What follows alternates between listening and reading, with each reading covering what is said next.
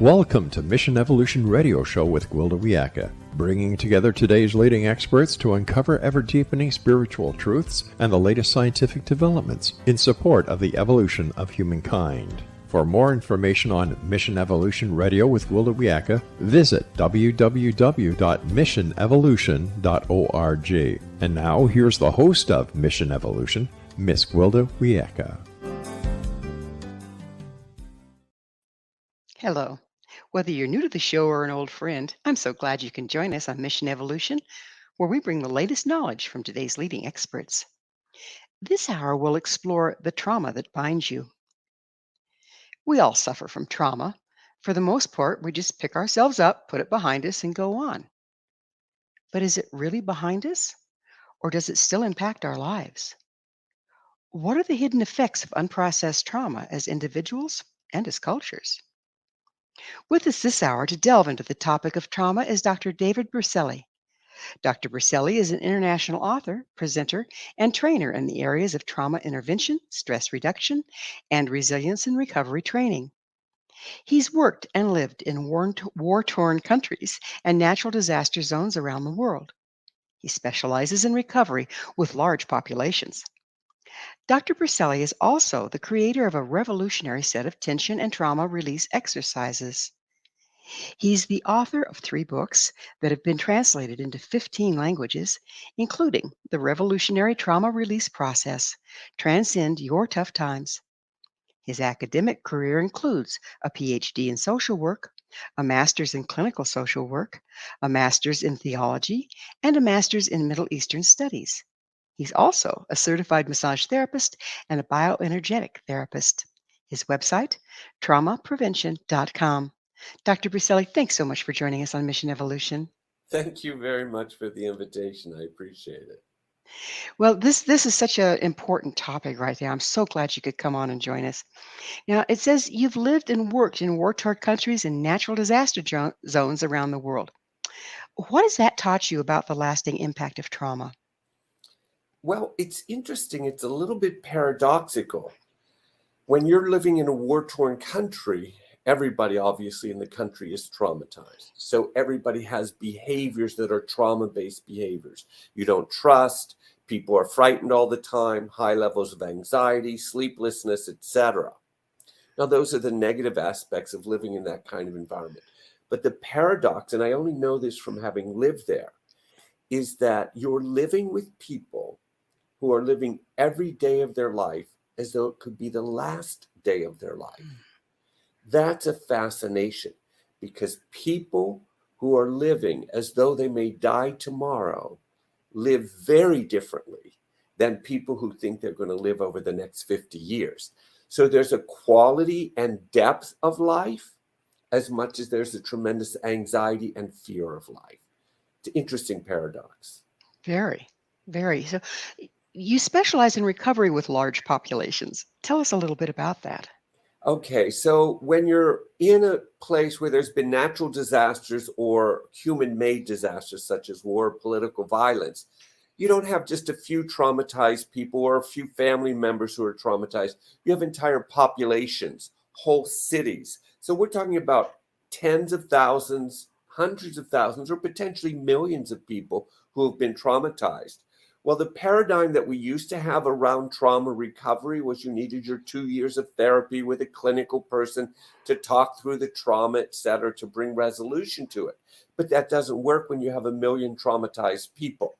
There's no such thing. That paradigm breaks down. So when I was living in these countries, I realized I need to find a method that can be applied to large populations and can actually be done without the aid or guidance of professionals. This re-empowers, which is very important for the trauma recovery process, re-empowers the individuals to actually act collectively to resolve their own traumas within their own families or communities. Fantastic. Well, we will get into that process later on in the show, but let's go into a little bit more about trauma. Do you find that once a person has started to deal with trauma, that they have built more resilience than if they never had the trauma at all? Well, that's interesting. There's been a lot of research about that. And the research still is not exactly conclusive. In general, what I find when I work with these traumatized populations is as they go through the resolution process, there is a stage of reintegration or reframing. So if you stay in the trauma, as an example, and you don't start to work through what that has done in your life, you end up repeating a trauma pattern or behavioral pattern in additional relationships and behaviors in life. But if you can go through what's called a transformation point or a reframing of that trauma, where you can take it inside and realize, I hated that trauma. I don't want to have gone through it. But since I have become a completely different person. And the way I approach relationships or life is completely changed. So there seems to be a moment or a time frame where you have to reframe the experience. And when you do that, then the trauma can bring you back to a deeper life than what you had before the traumatic event.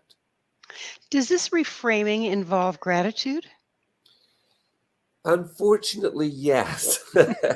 See, because that's painful. You don't want to tell somebody who's just been physically abused that you should be grateful for that. I mean, that's the wrong time. But at some point, there's a gratitude that I went through the experience, I survived the experience, and then the questioning of what did I learn about my own inner strength? That's what's invaluable. How did I become a stronger person as a result of this experience? So we're looking at two different outcomes possibly here. One, the person that doesn't embrace the experience and make that reframing, and the one that does. Now, the one that doesn't is do they then become less resilient? Do they then recreate the trauma in their lives? Yeah, that's almost perfectly right. What will happen is they create a behavior, which is part of a neural pathway. And so it's not just an ego or consciousness, it's being done unconsciously. But the behavior, sadly enough, ends up being because the human organism continues to grow through life, they'll re-experience in some way the memory of this traumatic event, and then they'll want to cut off from it, dissociate or numb themselves from it. So they go in and out of what we call this wave of the trauma gets resurfaced and I try to hide from it. That's when they start to use maybe substances as an example to numb themselves out, because the trauma emotional and psychological experience is so overwhelming and so intense. Our first desire is to just numb that out. And so then they'll get caught in this cycle of intense experience of life and numbing out.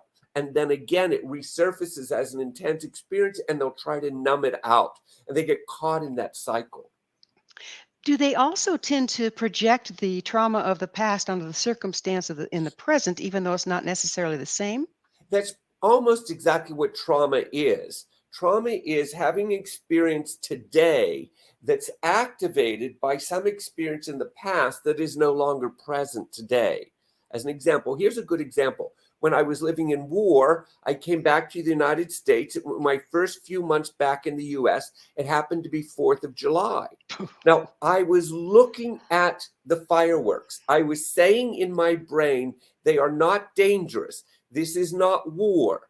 And yet my heart was beating. I was actually having anxiety. I was sweating, even though consciously I was seeing that this was beautiful and should be fun and playful. I could not do that in myself. And that's a replication of a traumatic event, which comes from a neural pathway that was still activated in me just by sound.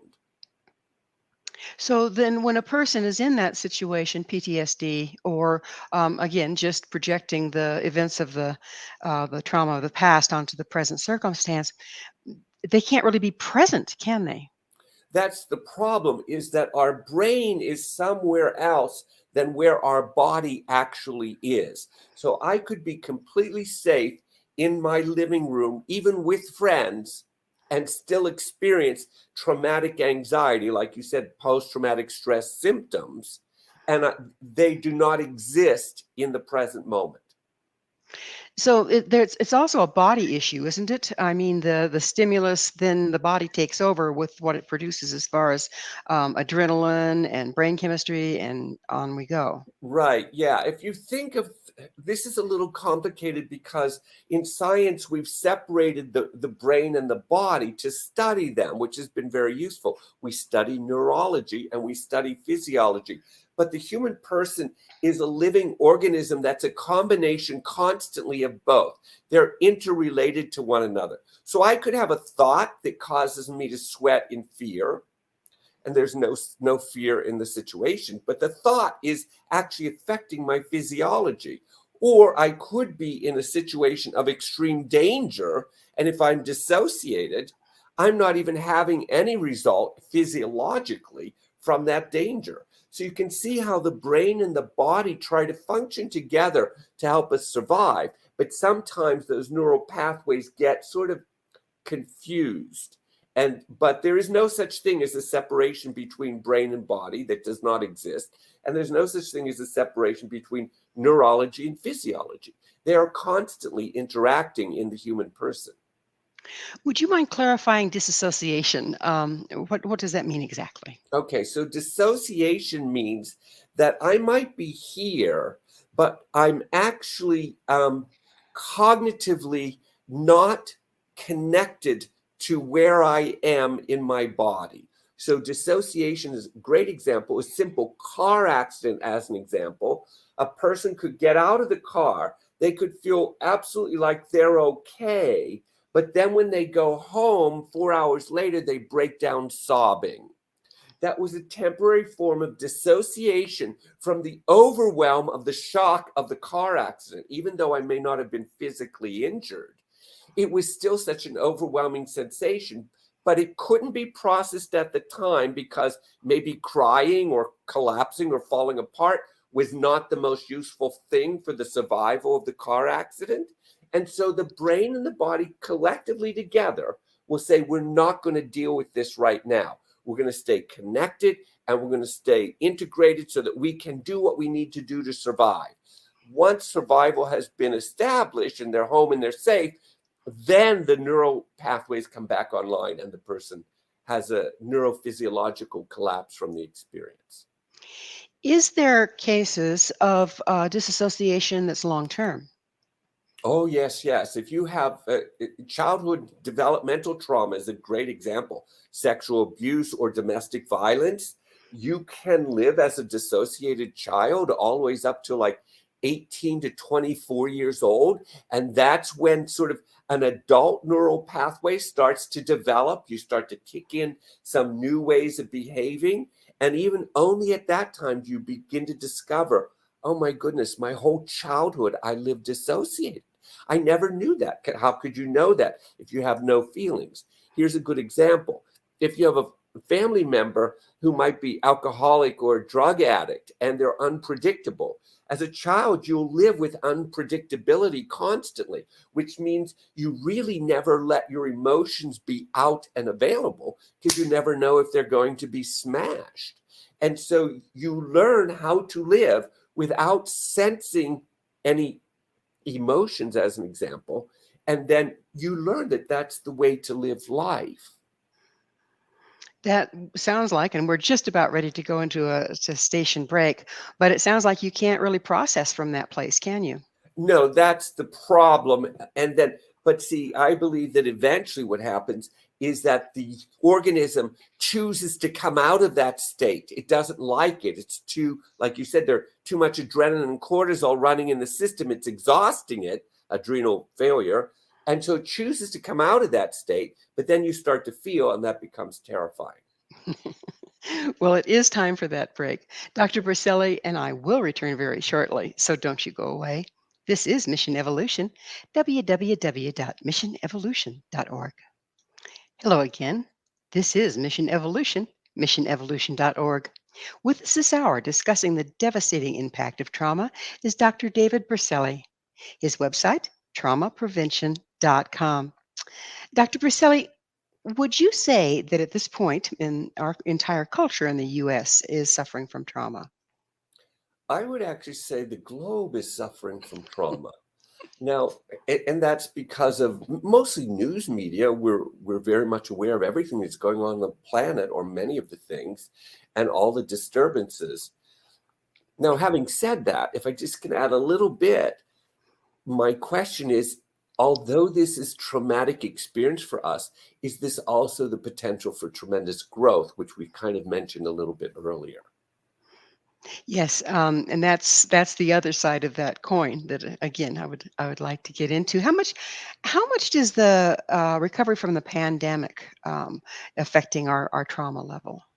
Well, the pandemic itself, which was fascinating to me, I watched, people were isolated and forced to be in isolation.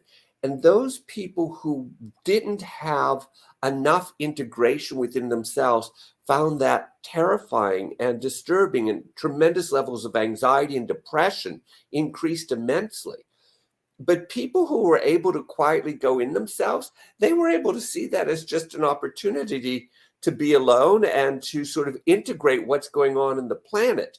But because our societies are so geared towards expression externally rather than reflection internally, a lot of people were very seriously traumatized by it. Obviously, if they lost their job and whatever, lost family safety. So we're still very much recovering from that. That's not over at all. And that's global. And it's interesting when you spoke earlier in the first segment about how we don't like feeling that way. And so we get, the physical responses, and then we start to self medicate, whether it's through drugs or alcohol or overeating or sugar. And we saw a lot of that during the pandemic. Does that continue? Yeah, it will continue unless people replace something healthier in their lifestyle, because those things are addictive. So you're talking about food and alcohol, drugs, behaviors are even addictive. So once the pandemic was sort of over, what we call being over, people were able to go back out again. If they were able to re-engage in meaningful behaviors in their life, then they probably got through that or got rid of that addictive behavior because they actually didn't like it. It was the only behavior available to them at the time, or so they thought. But those who had nothing to replace that behavior are probably still stuck in that cycle. Do you know if we're seeing an increase in addictions post pandemic? We are. I know only in the United States, though. I don't know about globally, but fentanyl seems to be the highest increase in drug use that we have in the United States. I'm not sure it's from the pandemic exclusively, but I know that there's a huge, like 2,000% increase in the use Oh, and death, unfortunately, of fentanyl. what is fentanyl? What does it do exactly? Fentanyl, it's a synthetic drug, actually. And what's difficult about it is that you could take a little bit or a little bit more of it, a little bit more of it, because the dosage is not equal all the time. And so it's a drug, it's a synthetic drug, but when you take it by tablet form, or you can smoke it as an example, you don't know the intensity of the dosage that you're dealing with. So unfortunately, a lot of people are dying from it accidentally through overdose. And what they're doing is they're using it like in marijuana, as an example, where we have medical marijuana you're allowed to use. Fentanyl is a preservative. So people don't know it. They could be smoking marijuana that has fentanyl in it as a preservative. And so they're overdosing from that. Oh my goodness. Is it also in our food? Not that I know of. I'm not sure of that one, though. There's that blessing, right? Yeah, right. Yeah. Exactly. Yeah. So how can a person tell if they're suffering from trauma? Most of the time, people can tell because they feel lonely and isolated. They don't like their own behavior, or they don't even like their own thoughts. But there's like this glass wall, and they can't connect out to somebody else. So you could actually be experiencing severe trauma, as many soldiers do when they come back from having been in war. They could be sitting in the room with their family members and feel completely disengaged, even though they may be talking to them, but there's no connection, no heart connection, no emotional love connection, no connection of safety. It doesn't exist. So it induces a sense of real loneliness and isolation. That would probably be the key indicator that a person still is suffering from post-trauma symptoms. Is that another case of the disassociation you were speaking of earlier? Yes, exactly. Now, here's an example. That dissociation is they're dissociated from being able to have affection or connection to another person. But unfortunately, they're not dissociated from their own internal disturbance or dissatisfaction. They're feeling fear or anxiety or lack of love or connection, but they're not able to get out of that and engage in it externally. So there's a real paradoxical conflict that goes on in them. This is usually what leads to suicidal ideation. Mm. We spoke of the body connection in this. What role does the body play in this state of disassociation and trauma? Okay, so if you think of dissociation, think of numbness. So the body becomes numb. Like I said, you could hug and hold somebody, and you should be able to feel that. You should be able to let that inside of you and feel the warmth and the caring, but you're just physically hugging and holding. The sensory receptors in the very tissue itself are not fully activated. So I can hug somebody, but I can't sensorily feel them in that emotional connection way. I might be able to feel them physically, but I'm not online entirely to have that physical connection connected to heart, lungs, uh, our eyes, our lips. They're not all online. And so you don't have a full connection, which leads to senses emptiness and loneliness. Which leads to substance abuse if you're not careful, yes? Oh, absolutely. Mm, Yes. mm. So we were talking about how, okay, on the one hand, there's the person that doesn't really recover. They just kind of start to project their experience onto their world at large. And is this kind of where they end up? Is in this disassociative state where they can't connect with other, and looking at depression and suicidal tendencies. In general, yes, that continues. But as life would have it, there will be episodes that almost force us to reevaluate us. So you might see the birth of a child as an example. Maybe a young woman who had been abused as a child, or a young man abused as a little boy. But then they have the birth of a child, and somehow that miraculous event turns them on. And all of a sudden, their heart is alive. They have eye connection. They kiss the baby and they feel warmth. And this may be for the first time in life, or even if they just fall in love, partners or spouses fall in love. These adult experiences that we have later on in life constantly are kind of knocking at the door of the dissociated person saying, look, come alive, come alive. And so life in its own way has a way of trying to continue to re-stimulate us to stay alive. But once that happens, then are we faced with the backlog that we have to work through to continue that aliveness? Yes, as much as I hate to say that, that's when coming alive has two different experiences. It's paradoxical. I'm excited. I finally can feel and see and hear and sense things. And now I've got to deal with the 18 years of my life where I couldn't do that and why I couldn't do it and the person I hate for that reason and etc. So we have to go through all of that. That's that process we talked about a little bit earlier, where you have to take all of that experience and in light of the new person that you're becoming, you have to reframe that past experience as some way that it helps bring you to life. Sounds kind of like when you've frozen your fingers and they're coming back to life. It's not a It's pleasant no experience. different from that. We're just talking about an ego and neurology, but it's the same thing. It's about thawing out and getting feeling and sensations back again. Is the first stage of that kind of being triggered a lot because suddenly you're aware of what you're feeling? It has to be triggered, because if you're in a sort of numb or dissociated state, you're not aware of it. So there Hmm. has to be some trigger that pokes at it, okay? And then that's what causes the questioning inside myself to stimulate movement towards the trigger or away from the trigger. And that is usually what causes me to question, wait, am I alive, or do I feel? Am I afraid of this? Why am I afraid of it?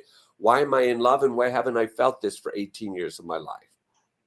Does it also, though, the point I was trying to make, does it also then you find you have a plethora of triggers Oh, that you yes. didn't feel before? Yeah, because then you start putting that chain reaction together. Oh, I'm triggered for this, and then that triggers this, and that triggers this. And collectively, that's what causes me to live in a state of, I can't deal with this. It's overwhelming. And so the tendency might be to go right back into disassociation.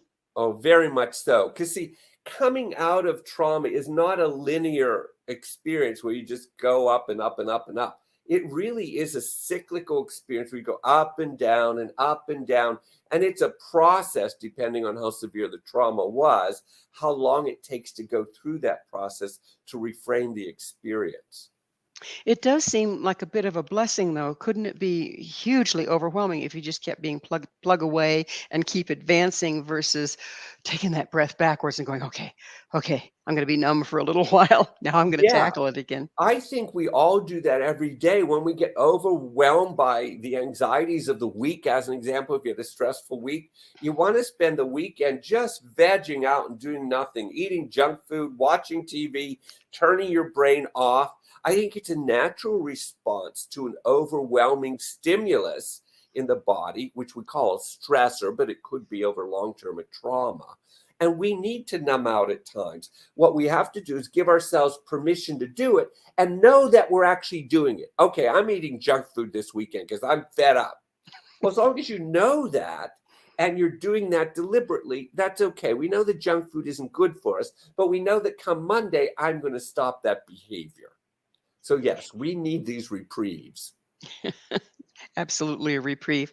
We're about out of time in this segment, but let's take us back to the person that goes into isolation because of the pandemic. If they've been disassociative, how does that look differently than someone that has not? Okay, the person who is dissociated from the pandemic and they're still in it, they're still engaged in the behaviors that they engaged in during the pandemic. They haven't replaced them with healthier, different behaviors, whatever they might be. And that might not, they don't have to go to the gym or anything like that, but they might have to reconnect with family members, or they need to go out and re-engage their social life, or even re-engage back with their children, as an example, if they had pulled away and dissociated from them, engaging in the school system. Whatever behaviors they had before the pandemic that were healthy, even if they were unhealthy, they could re-engage in those. But if they haven't done that and they're still living as though they're in the pandemic, then you know they haven't been able to come out of that and replace the behaviors. When the question I was trying to ask is when a person is put in isolation and they're already disassociative, is it more difficult for them? Are they the ones that have trouble being alone with themselves? Yeah, that's a little bit complicated because you're talking about two things. They're already dissociated and you isolate them more. It simply intensifies that dissociation. Mm, It almost becomes, in some ways, more desirable. mm-hmm, mm-hmm.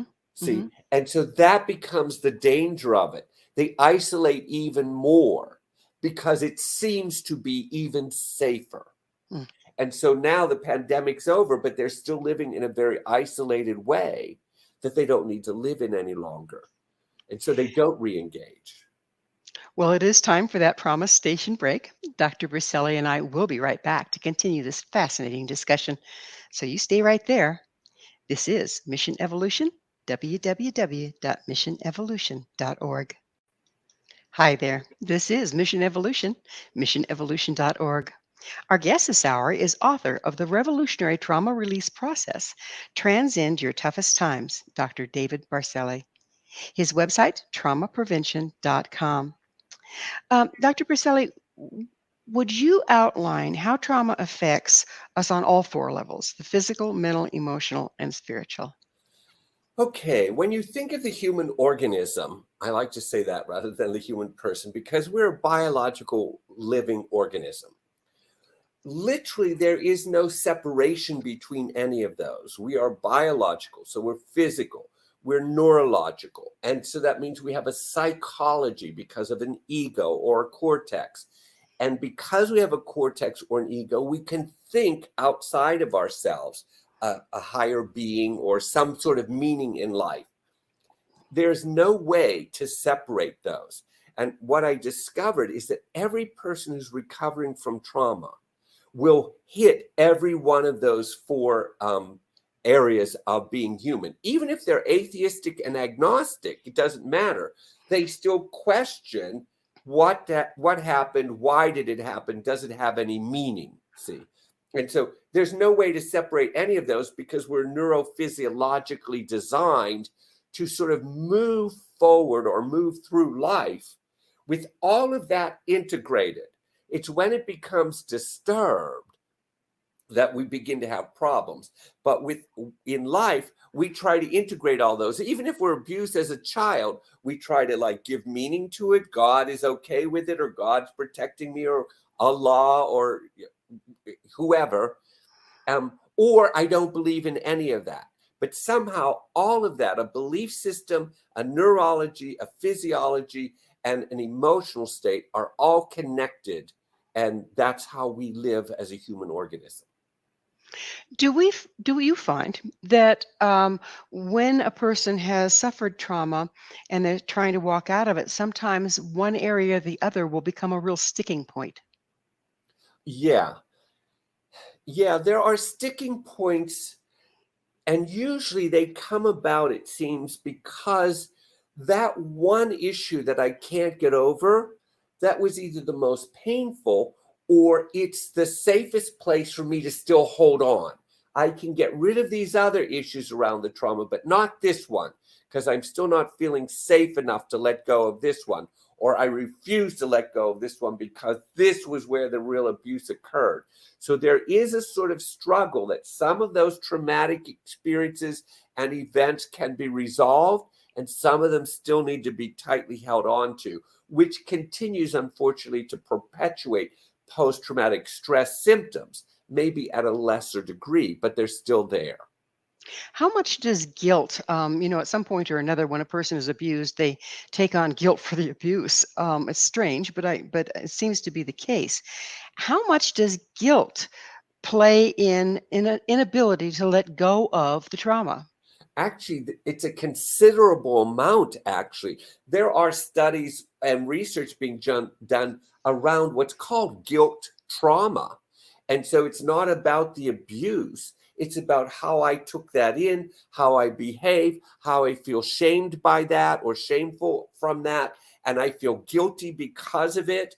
And that the trauma is perpetuated by my own guilt, not by the experiences that I had in life. So guilt trauma is becoming sort of the newest research topic, if you will, about trying to uncover all of the multitude of issues involved in trauma and trauma recovery.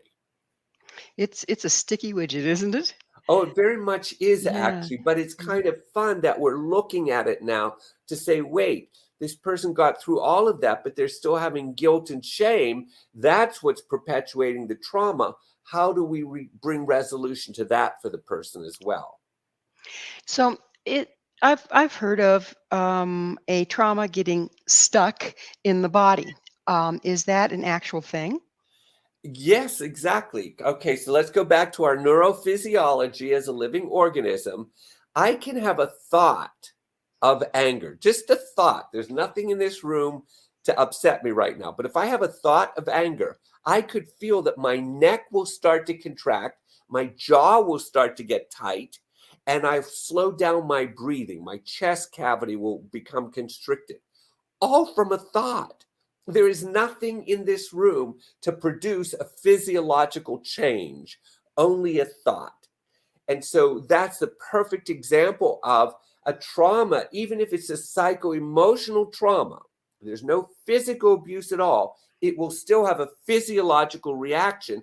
And that's because we have a central nervous system, which comes from the brain and the spinal cord, and the peripheral nervous system that goes from the spinal cord out to the body. Those are connected directly. So you cannot have a thought without a physiological response to that.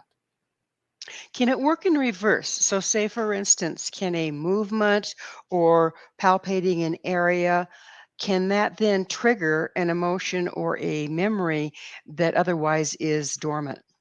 Absolutely. If I grab somebody in the arm that they might have had abuse from as a child, where they constantly got grabbed in the arm, I'm doing it innocently and playfully or something like that. They could have a reaction to that only because the physiology is sending the same signal back to the brain saying, that's dangerous, be careful. But see, that's how body-based therapies are built. I can also provide a loving touch to this and actually begin to heal that neural pathway that was connected to the fear in the tissue. Ooh, that's fascinating. So, what is a body-based therapy? Okay, body-based therapies are purely the belief that if I can figure out how to bring resolution to chronic tension patterns or disrupted pathways of neuroreception in the structure, okay, if I can bring relief to that, that could actually change the way you think about yourself and think about life. Okay, so we have chiropractors who fix the spine. We have massage therapists who soften the tissue. We have breathing techniques. All of these are body-based therapies that are designed to actually help bring resolution to the trauma pattern, but it works from what we call from bottom up. There's top down and bottom up therapies, and together they actually bring resolution to trauma. So, if a person has suffered trauma, say they've been in a war torn country, they haven't had any physical trauma, nothing has hit them, nobody's grabbed them. Does the trauma still impact the body? And if so, how? Oh, yeah. I work with soldiers all the time. So let's say they were never affected physically by the war, but psycho-emotionally, they were always facing a life or death threat. That means that their breathing is very tight. Their chest cavities are so tight and their diaphragm breathes so shallow because they're always constantly living in the intensity of the moment, the next moment. And so their breathing becomes very shallow. Their whole body is completely tight and restricted. So when they come home, they don't know it, but they actually can't just go, it's over, and let the breathing restore itself. The body relaxes, the neck lets go, the jaw releases, their abdominal cavity lets go so that there's better pulsation throughout the abdominal cavity. They can't do it. Interestingly enough, like we talked about earlier, they are so numb from having lived in this state, they don't even know they're in that state any longer.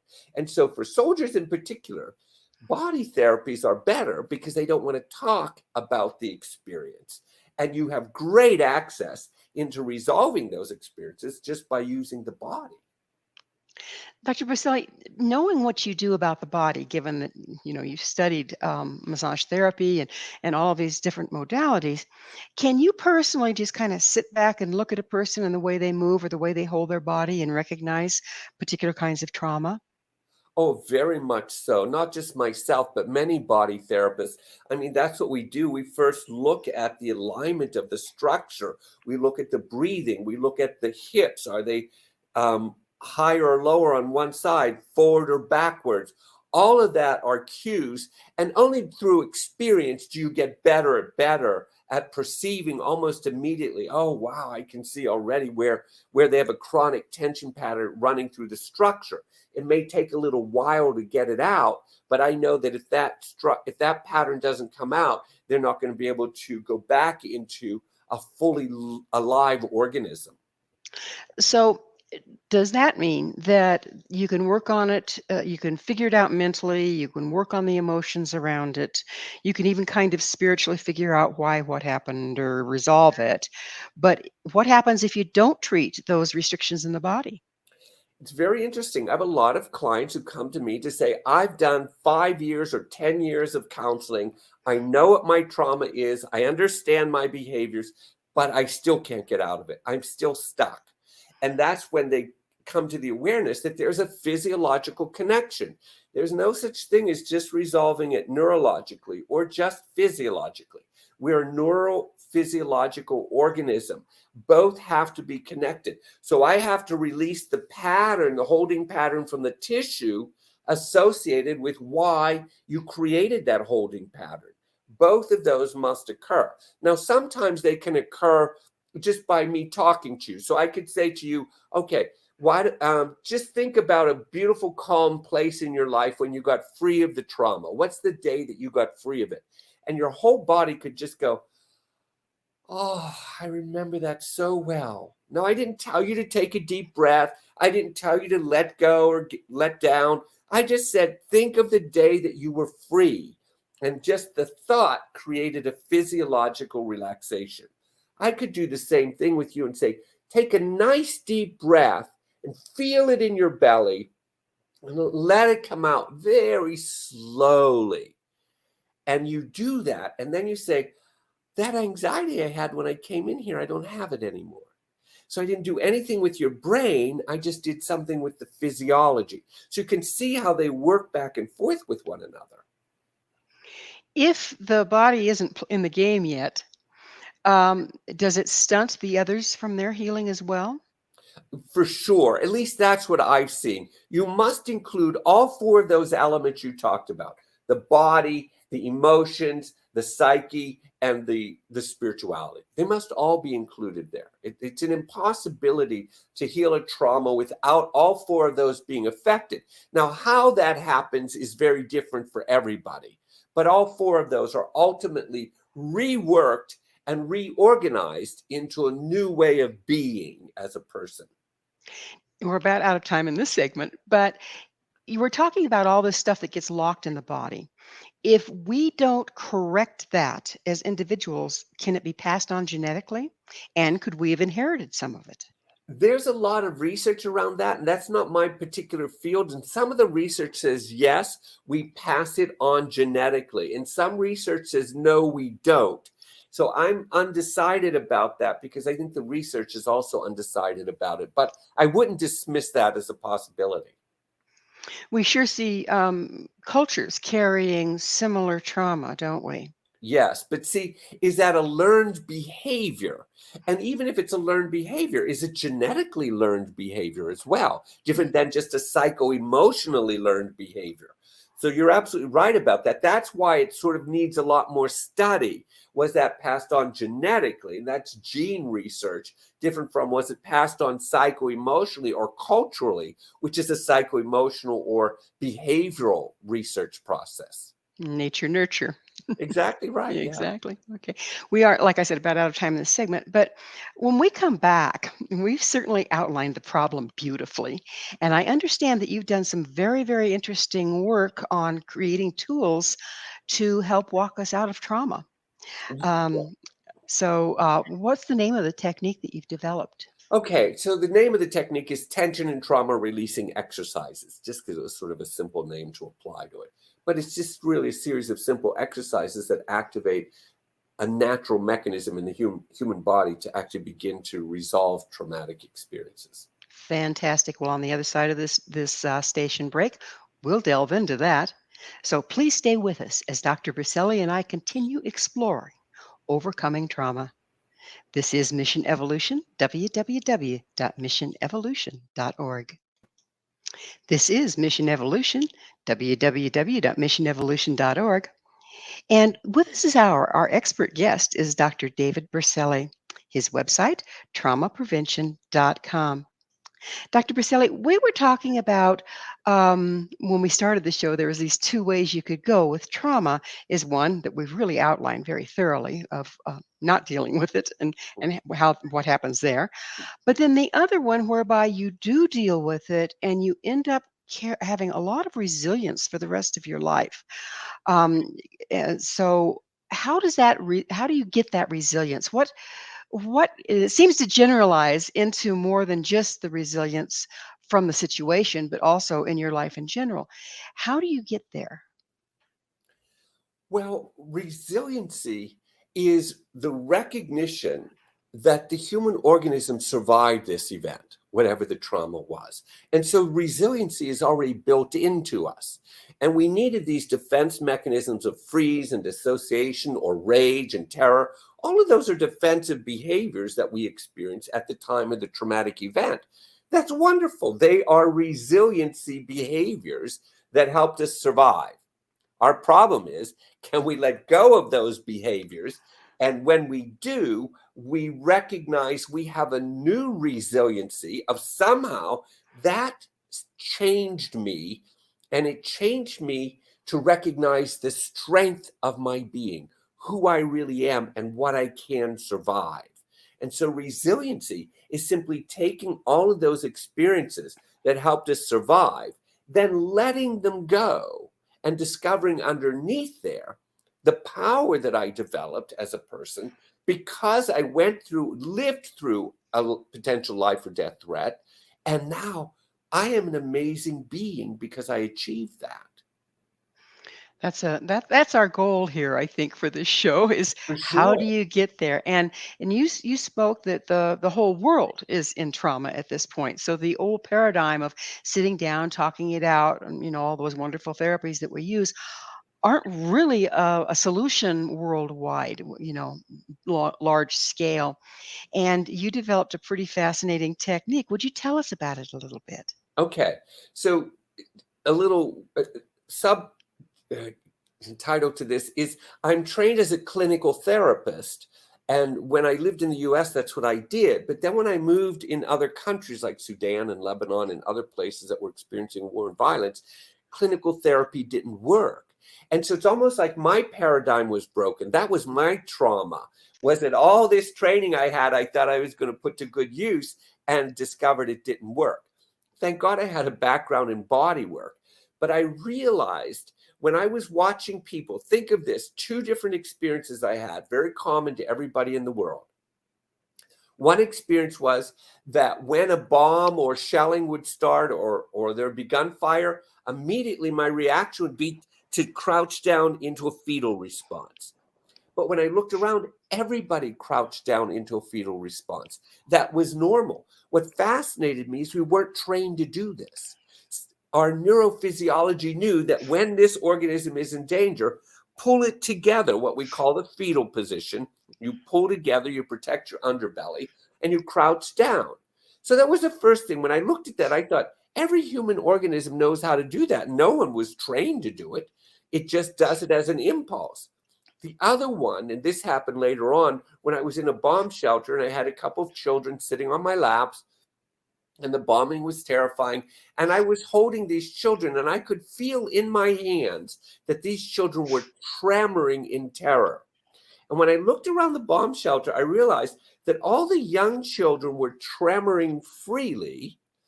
But by the time they became like 10, 11, or 12, sort of those teenage years, I could see they were starting to shake, but they also were trying to control it or stop it. And none of the adults were tremoring. And that fascinated me because I thought, oh my God, I'm seeing how we would be if we weren't, quote, educated to control ourselves. That these 2-year-olds were actually being free and alive and tremoring out their terror. Whereas by the time we became teenagers, we were learning how to control ourselves from these, quote, primitive experiences. And all the adults were completely frozen. They didn't tremor at all. So when we got out of the bomb shelter, I asked the adults, do you tremor the way the children do? And the answer was perfect. They said no, because we don't want the children to think we're afraid.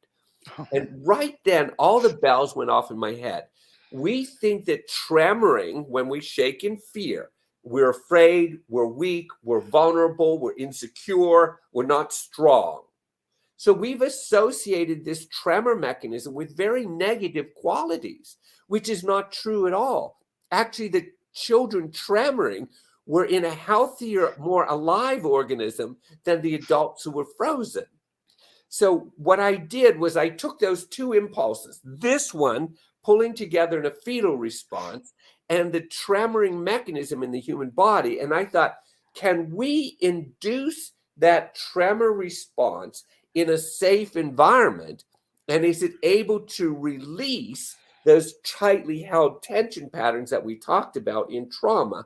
And sure enough, it does.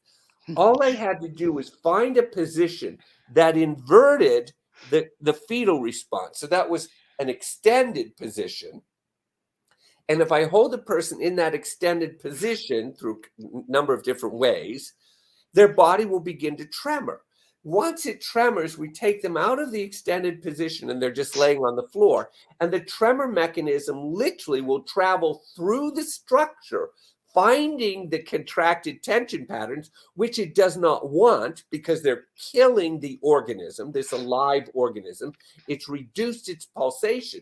And so the tremor mechanism's job is to actually find those patterns and release them so that pulsation is restored again and the human body comes back to life. And when it does that, it changes the neural connection that was associated with why they were holding that tight muscle group in the first place. So to recap, see if I understand, as the people got older, the ones you were observing, they showed less of the outward signs of fear.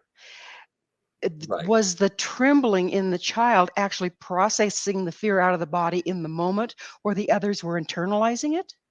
Yes, exactly right. The others held on to it, now unconsciously, but they basically froze the structure. They would not allow it to tremor, whereas the 2-year-olds didn't have that control yet. And so the organism was allowed to pulsate in whatever way it wanted for safety purposes. It's no different than when you see a dog shaking in a thunderstorm. You know the thunderstorm is okay. The dog doesn't know that. You know they're going to be safe. They don't know that, but they'll start tremoring. And the tremoring is the natural discharge of the high adrenaline that was immediately pumped into the body because of the fear. And so the tremoring serves for the purpose of discharging the adrenaline. And when it does that, it no longer contracts the tissue of the structure. Let's go. So you recover quicker from Oh, the yeah. adrenaline rush than if you try to control it. Yes, because that's one of the reasons we might drink alcohol. We'll have a glass of wine or a beer or something after a traumatic event. Let me calm down my nerves. So we take a drink. But the tremor mechanism does that automatically. What's really sad is when people come home from a car accident, as an example, and they're tremoring at the kitchen table saying, I'm still nervous. Let me take a drink to calm them down, which is the worst thing to do because the tremor mechanism is doing precisely that. So we've misinterpreted its potential therapeutic value. Is there also a side effect of as you speak of these animals trembling or children trembling, my natural response is to comfort them, to protect them. Does it also have a side purpose like that? Well, yeah, it's an overt expression of fear in the human organism. But instead of trying to stop the tremoring, you can hold them, which does comfort them, which produces the sense of safety, and therefore the adrenaline is allowed to go through the structure. The person's allowed to tremor. No different than if they cry. If a person is crying, you don't want to hold them to tell them to stop crying because that's just an organic pulsation of another overwhelm. But you do want to hold them to provide safety and say, you keep crying until it's done. It'll stop by itself when the adrenaline is over. The crying will stop and the person will feel great. But if we interrupt this biological mechanism, which is so organic, then we will freeze in the structure, the crying or the tremoring. So let's take it back to how much trauma we have in the world, and we don't have a body worker to put a person in that position or anything else. What if your method can be used by the individual? Well, that's the whole point, is the method was designed to be completely safe and effective without the direction of a therapist, see, because that's going to hinder everything. It should be used by families. It should be used by teenagers who are friends and a group, a social group. It could be used by organizations. First responders, as an example, I taught a lot of them. After they've come back from whatever tragedy they've been to, they can do that as a group. And so the exercises are free online, and examples of that are on my YouTube channel, which is simply David Berceli. But you could watch people tremoring from all over the world, and they're using it as groups and large populations, which is its value on the planet. Have you done studies on the effectiveness and how much impact it's having? Yes, we've done research, but it's sort of limited research because right now research is really hard and expensive to do. But as much as we've been able to do is on our website, traumaprevention.com, and you can see research that's been done all over the world. And so it's still scant in the sense that we don't have a double-blind study. It's expensive, and you need a population to do that with. But yes, we're very aware that research is invaluable. But what's really interesting to me, again, is that this technique, if you call it that, has been spread all over the world. And what's interesting, it's spread not because it has the research to substantiate it, but because people find that it works. And And people are so seeing there's a results. value Yeah. of that. Yeah, amazing. So is that time in our program when I have to ask you, Dr. Priscelli, what is your mission? My mission is really to get people to recognize that they're in a living, pulsating organism, that if they're still alive, it has survived everything they've been through. That we have to recognize we are far more powerful and stronger as a living species than we give ourselves credit for. And for me, regarding this technique that I talked about, access that tremor mechanism because it's invaluable. We've been genetically encoded with it. It's in every human being. We've evolved with that in our structure. Explore and see how to use that as a way of bringing resolution to your traumas and actually helping you recognize how strong and powerful you are to have survived all of these traumatic events in life. Have you also created a form that can be used by body workers and therapists?